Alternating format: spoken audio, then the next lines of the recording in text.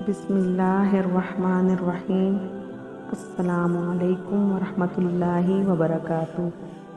روزے کی نیت کی تحقیق۔ نیت دل کے ارادے اور عزم کا نام ہے کہ دل میں یہ نیت ہو کہ میں اللہ تعالیٰ کی رضا کے لیے روزہ رکھتی ہوں، اور اس سے معلوم ہوا کہ نیت کا تعلق دل ہی کے ساتھ ہے، اور حقیقی نیت دل ہی کی ہوا کرتی ہے۔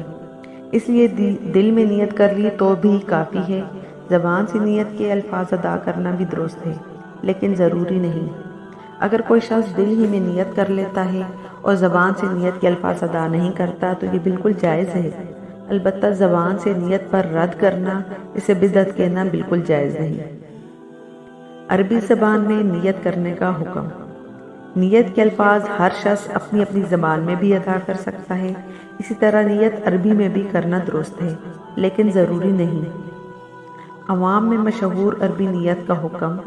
آج کل عوام میں نیت کے یہ الفاظ مشہور ہیں، وَبِصَوْمِ غَدٍ نَوَيْتُ مِنْ شَهْرِ رمضان، حتیٰ کہ بعض لوگ تو اس کو سحری کی دعا سمجھتے ہیں، بلکہ سوشل میڈیا کے ذریعے اس کی اشاعت کا بھرپور اہتمام بھی کرتے ہیں۔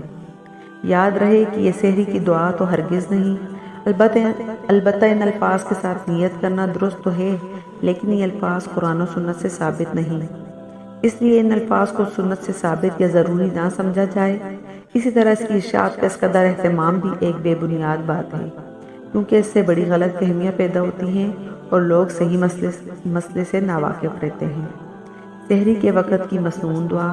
سحری کی کوئی مخصوص دعا کسی بھی حدیث سے ثابت نہیں، جیسا کہ بتایا جا چکا ہے، البتہ افطاری سے پہلے یہ دعا حدیث مبارکہ سے ثابت ہے: بسم اللہ اللہم لک صمت وعلی رزقک افطرت۔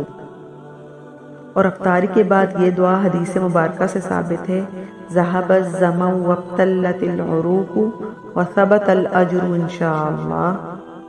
نیت روزے کا ایک رکن ہے، تو کیا پورے رمضان کے لیے ایک ہی نیت کافی ہوگی یا ہر روزے کی الگ نیت کرنا مستحب ہوگا؟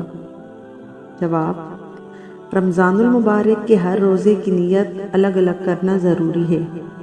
پورے رمضان کے روزوں کے لیے صرف ایک ہی نیت کافی نہیں ہے۔ امید ہے آپ کو میری یہ ویڈیو پسند آئی ہوگی۔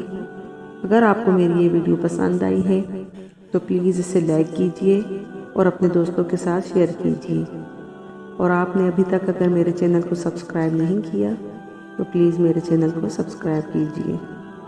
اللہ حافظ۔